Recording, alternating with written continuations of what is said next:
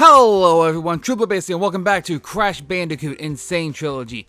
Last time, we got the last of the two color gems, one from the lab and one from Lights Out, with Coco being the star for that one, though, being she was the one who was able to successfully get them, though.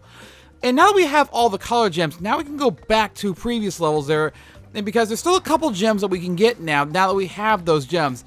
That's one of them right there, though, but I'm going to go all the way back here first.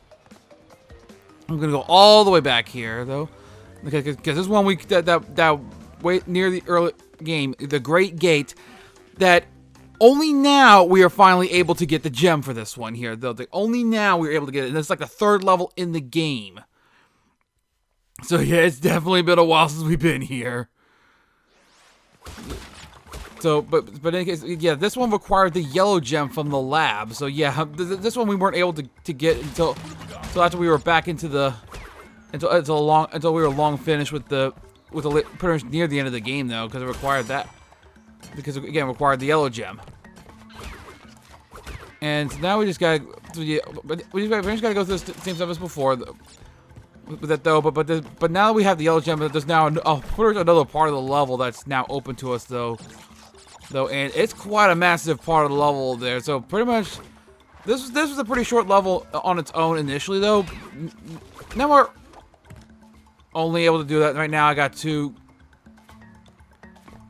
I can't. I'm gonna see if I can get that turtle to respawn. I can't do it now. And that bounce wasn't gonna do anything. So, bonsai. I can't do it now. So I get for trying to go. That's what I get for trying to go a little too fast and taking out the turtle too early. I was worried that was gonna damage me for a minute, though, with the way the hitboxes have been in this game. I realized it just a split second too late. Fortunately, had Aku, and we still got these tribesmen as well to worry about there with that, though. But we're off to a great start here with this. Having to take that death like that because of my rushing. You get out of here. Like I said, I already took care of Papu, though, so. But I guess that's why they're still attacking this one, because they're mad about that at this point, though, with that. But in any case, though, Taunt a bonus stage over here, though. Thankfully, this is not a color gem level, so we don't have to worry about it from that standpoint. But yeah, we gotta go through this. We gotta go through this again here, and getting some lives. Let's still get some lives, though, even though I've already maxed out my life counter, though. But still need to break all the boxes, though, even if the lives don't do anything at this point, though. Because yeah, I don't think I ever did address that, though, because as I remember back from when I played Donkey Kong Country, the life counter actually does reset. Actually, it actually goes beyond it, but it only keeps track up to past 99. No, this one, no, it actually maxes out at 99. No, but yeah, there's that gem platform there, taking us over the original exit, though. So now we got a whole new section of this level that we got to worry about now. So this is all brand new section over here, and this part of the level definitely gets pretty difficult because the game is basically still assuming you've beaten the lab, you've beaten through all the stuff in the game, so now you can actually handle harder stuff here. But yeah, this part up over here. Crap, because I want to say there's stuff behind there too, so I have to actually additionally take a death again. Because I want. Can we get a replay, please, on that, though? Because that kind of happened a little faster than I was able to react to it, actually comment on it, though. But it looked like the spike jump actually just took care of the turtle like that, though. I have never seen that happen before. Oh, that was worth the life lost and mess it up like that to get to see that, though. Like, that was worth the life lost there. Okay, so let's get back over here. Let's calm down a bit there so I can actually focus on this again, though, because again, this part definitely gets tricky a bit, though, because I want to say you have to bounce up over here. Actually, no. Okay, I guess I was wrong then. That or maybe if there was something back there, though, I'm not able to hear it, though. But I want to say there's something in this level that does come up like that, though. So that means I actually was wrong about. If that's the case, I think that I was wrong about that, though. But even if I was wrong about that particular part like that, though, like that was still worth taking the life loss just to see that happen there. This is what I was thinking of. Okay, yeah. Because the stuff back here I want to say even some boxes are here as well. Yep, there was one right there. So I was right though. Problem is, there's still a bounce crate over here though, which I have to break anyway though, because otherwise it's not gonna count. Because otherwise I won't get. That means I won't have gotten all the boxes though, so that means we still got to take this normally here though. But yeah. So now we can destroy that. So you want to leave one of those open there. Actually, there's probably a way you can do that to where you can actually just destroy one. This is destroy the bounce crate and then bounce off the other one though with that. So actually, I think I did that in the wrong order. Oh boy! I thought that the fire hitbox was gonna hit me. So actually, yeah, thinking about it, I think there is a way you can do that though, and then cheese this though. But I did it wrong. Because I think there's a way you can just. You're kidding me. Please tell me you're kidding me. I can make the jump normally from there.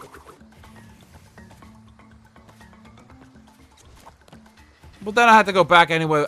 So that basically means if you do mess up that one over there, there's a way. You do have a way to correct that though. Okay, so now. Whoa! I thought I was gonna fall into the pit there for a bit though, because I remember some of these. Tribesmen get a bit jerkish though with that though. But actually, I think that would have been it though. So I probably already got past it then. So. Alright, so let's try to remember all the fruit paths here, though, because I want to say that, with one like that, though, I want to say that means there's going to be something over there. Okay, no, that's it then. That's it. That's the end of the level with the alternate exit, though, having made it all the way to the top of the Great Gate this time. Now that we have the gem to get there. And with that, I believe there's only one gem left. So we're going to head up over to that point, though, over the Boulder Dash, which required the purple gem from Lights Out. So we're going to go head on over there. We're going to head back over there now, which actually, I would cut, but I think it's actually not too far. In fact, actually, it's just a couple more, and there it is. So that means Coco's going to have to do a Boulder level now, so. Which means we get to see her with her little panic expression now with this, so it could be. With that though, which I want to say was something. I don't remember if that was something that was in the original Crash game though, but I want to say the second game onward had started that as well though. But yeah, we're basically when Crash is in the boulder section though, was getting chased by that though. He basically they had the little panicked look though with that though, and poor Coco is definitely you see her like glancing back and see that though. Yeah, that type of animation though definitely was something in this trilogy. Though. I want to say I haven't played the originals. I can't say for certain. I want to say Crash 2 added that for Crash though, or maybe Crash 1 had as well. I don't remember. I might have to watch some footage at some point because again, I don't have the original Crash Bandicoot game, so I still can't speak from that experience.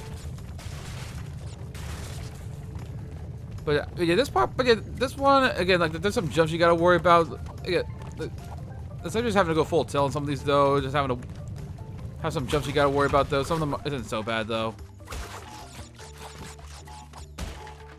Not worth it. Actually, I think I got it anyway, though. When I'm saying not worth it, though, but so figure that one out. Figure that commentary out. But in any case, though, at this point, it's just keep going forward. No more to jump with that, though. Again, as I said before, the worst part is you're fighting against the camera, though. So you pretty much. So sometimes you don't really get a lot of time to react to obstacles, though, or you may preemptively jump and jump a little too early, which I've done many a times on these levels before.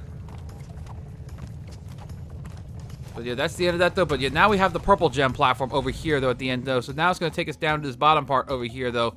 Like before, you have to have the gem platform, so you can't just cheese it. And there's a.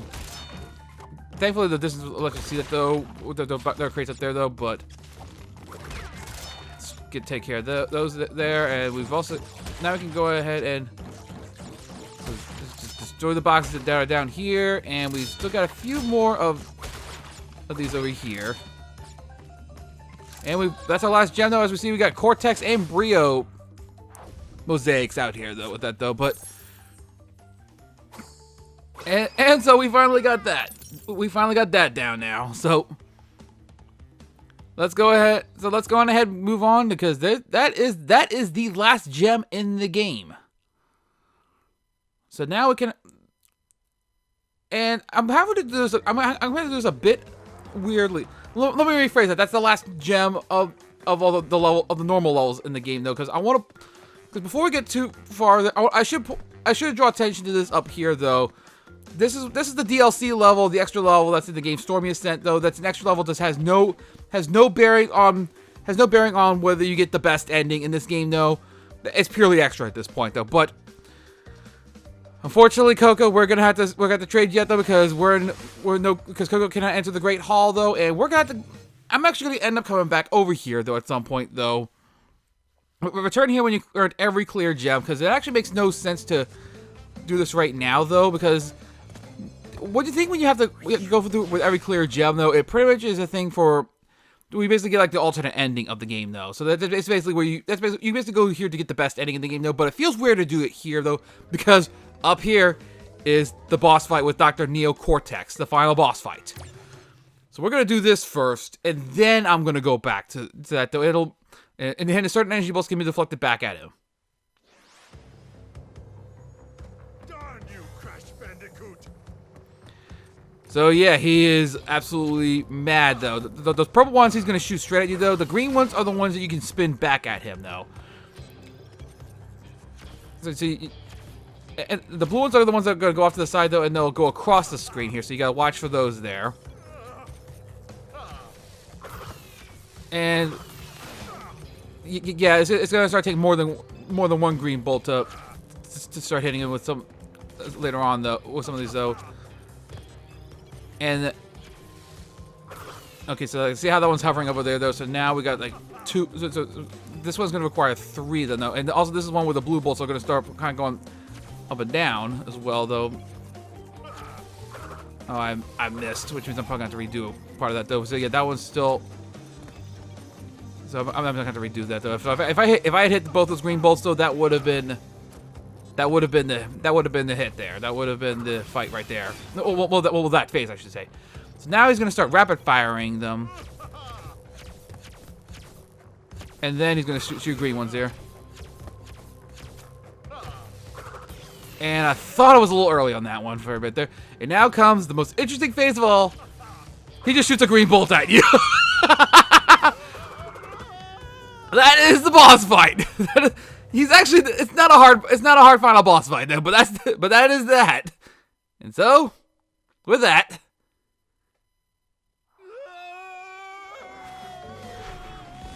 he goes down and Donna is saved. And they basically take off on Cortex's blimp there. And well, we got the credit sequence, though, but I'm gonna hold off on showing this a bit, though, because it's a bit of a long sequence with it, though. So I'm gonna save it for the end of the video. But that's also because we still gotta check out that extra thing in the Great Hall. Like I said, it makes more sense to do this after doing the final boss fight because of, like I said, it'll make more sense in the way, though. So let's go on ahead into the Great Hall here, though, which again is a no Coco area, though. Although I have to wonder if there would have been I think that would have been like to try to like make like some cool Easter egg, though, if Coco's the one that shows up in this area with that, though. But not, though. But yeah, so now we gotta take, when you get all the clear gems, though, you have all these gem platforms that appear here. So you gotta take these platforms through the. Seriously? I died in the Great Hall? Wow, this is a new low. I have never done that before. So just gotta, I held forward just a little too long, so you just gotta watch the time with the platforms here. So yeah, as I've shown, you could die in this level. And I'm gonna move a bit there, because in case the random hitbox decides to basically say nope. But yeah, all you gotta do is literally all you gotta do is just jump from gem platform to gem platform until you get to the end here, and we get the little, we basically get a little cutscene here, though.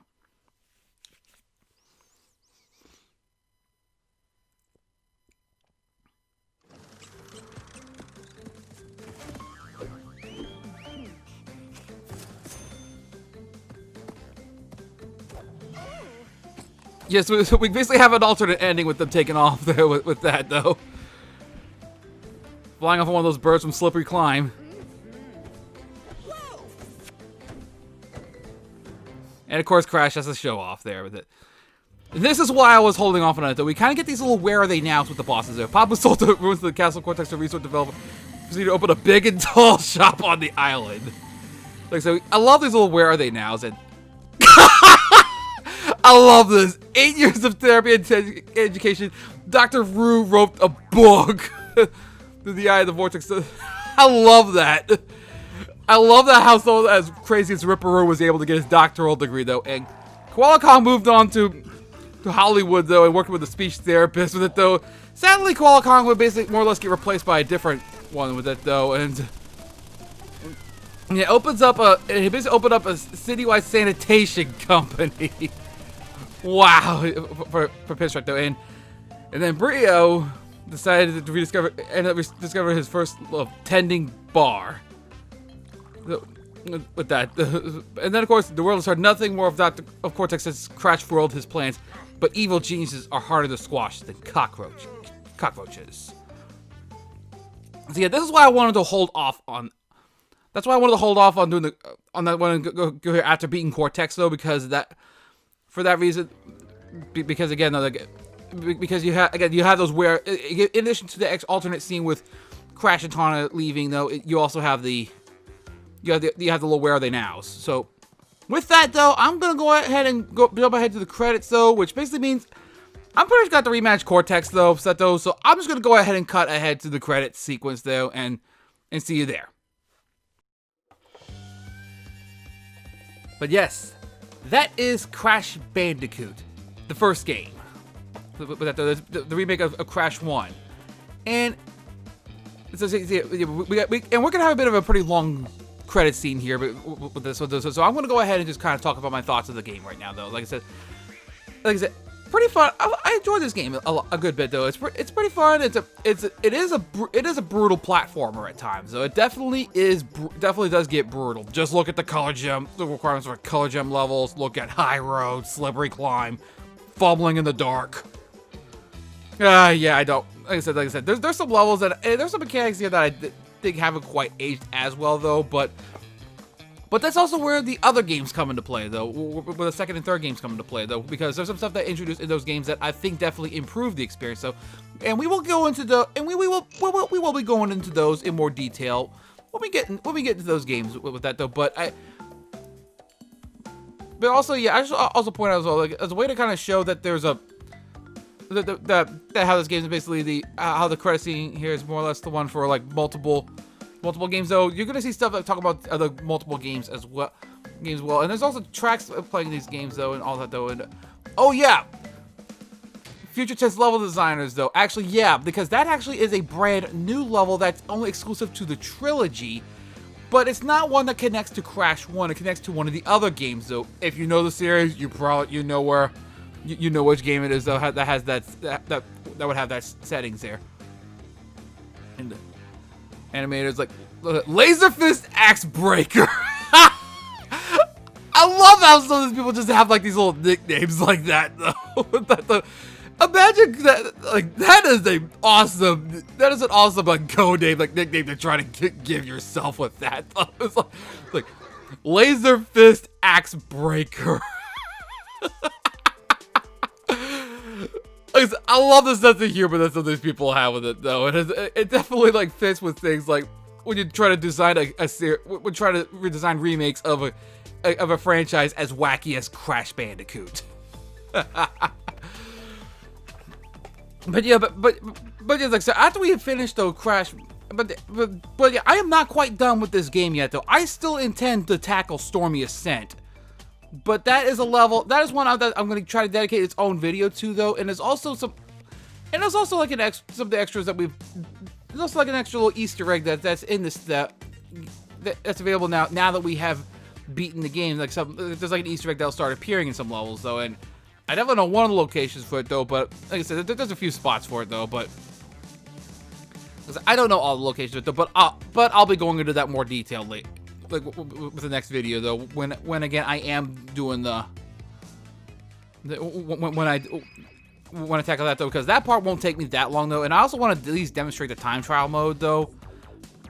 And I don't, but that's the thing. I don't want to. I don't want to. Like I said, because the time trial mode is the thing for the relics though. And as far as I know, there's no reward for it though. Like at best, getting all the relics at a certain level may give you an extra percentage point. In this game, it's more for bragging rights. It doesn't actually unlock anything. Yeah, very special thanks to Naughty Dog, who the original creators of the Crash Bandicoot franchise. Like they were the ones who designed the original game. So you're definitely an extra. Also, all the original Crash Bandicoot team members who contributed to the original 3 games. So yeah, gotta love how they basically bring the attention to the original game, to the original developers. But yeah, so. Oh yeah, voice performance manager group though. So yeah, also there's some prominent voice actors in this game though, as we for that one though. And actually, and I'm hoping it starts coming up soon because I don't want to spoil some of the names that are in this one with that though. And now again, because this is referring to all the games, there's some names that are on there though that don't apply to the ones that we have to the Crash 1 yet, because they're voice talents that show up in Crash 2 and 3, those remakes. So, and some of them have been voicing them for a while, the franchise though, and they end up reprising the roles for these remakes though. So,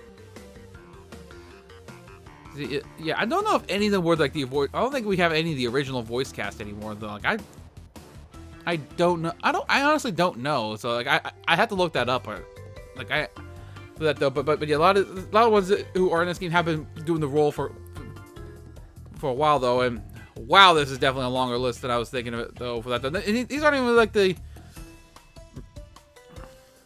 Also, we would have actually gotten to the names I would actually be able to talk about though with that though. But yeah, like I said, this goes on for a while because again, it's referring to all 3 games. And that was just about the voice performance side of it. That wasn't even, we haven't even got to the. I thought we would have gotten to the voice actors by now, though, but apparently. Sorry, I didn't mean to get that to come up with that too much, though. But yeah, as I showed before, you can skip it though. But honestly, the reason I'm hitting like a button every now and then to try for that though isn't so much for that though. It's because something with the Switch version though is it'll try to go to like a sleep mode if you don't hit a button like long enough though. It'll start like the screen going darker and then it'll eventually go to a sleep mode. This credit sequence goes on longer than that time frame to where it'll start trying to go into sleep mode in the middle of the credit sequence. And I don't want that happening. Like I said, it's like, yeah, you might want to think about that though. Or like, try to have someone to have that. I don't know how you would work around that though, is the thing though. But again, I probably would have more to talk about when we sit through this credit sequence into some of the other games though, because then I could draw back to the to Crash 1 though. But trying to just do this off of Crash 1 is definitely going to be. To talk through this whole thing, though, is definitely a bit more, shall we say, I'm kind of drawing blanks at this point, trying to figure out trying to find stuff to talk about, though, because, like, again, like, this is a long credit sequence, because, again, this is the one for all 3 games, it talks about all 3 games. Because it's basically treated as Crash Bandicoot, as one, in Sane Trilogy, as like, one big entity. It's not like these people only worked on, like this group of people only worked on Crash 1, this group of people only worked on Crash 2. It's like, I'm not counting the voice actors who maybe their character only shows up in one of the games.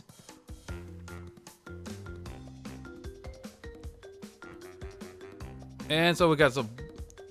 So what's up with the voiceover services over here? So are we gonna start seeing who some of the voice actors are now, so I can actually start talking about some of them now? Because again, I don't want to spoil some of the names that are involved with this, though. Oh, here we go. Yeah, Jess. One of them being like again, like over there, Jess Harnell, voicing Crash, voicing Ripperoo there, and especially at a time especially over quarters at a time after the Animaniacs reboot happened, well, which they did bring him back for that too. It was like, which that reminds me, I haven't seen that though. I hope that's good. I hope that reboot is good because I remember enjoying what I've seen him Animaniacs when I was a little kid, so I'm hoping that's good. But yeah, so we've heard a little bit of like the Debbie Derryberry, I think her name was though. But yeah, she's the one who voices Coco. But that though, so minor role with this one though. But yeah, she definitely becomes more prominent because there's definitely more stuff in Crash 2 with that though, because that was Coco's. As I mentioned before, that Crash 2 was Coco's official debut. And yet John DiMaggio's in this game though. There is a clip that for him in this game though, but it's not something I've been able to show yet though. And that's also something I may want to show that I might want to show like as part of the bonus video as well, but which part of that might require just doing like booting up a new file for that though, just to have that though. But in any case, but yeah, like John DiMaggio's in this game though. Like, I want to say it was Lex Lang that was the name I saw on there. I want to say he's the one that voices Dr. Cortex, though. And if I'm recalling right, though, he's also that one who's basically has that Activision Presents line in the whole Crash Bandicoot thing when the Sane Trilogy opens up, though. Oh, also, we get to see time trial developers' best times, though, with that, though. So we get to see the things for the different levels there with that, though. So yeah, developers. So you can kind of beat the different times with that though. But and of course they're gonna show the ones for all the games as well though, not just the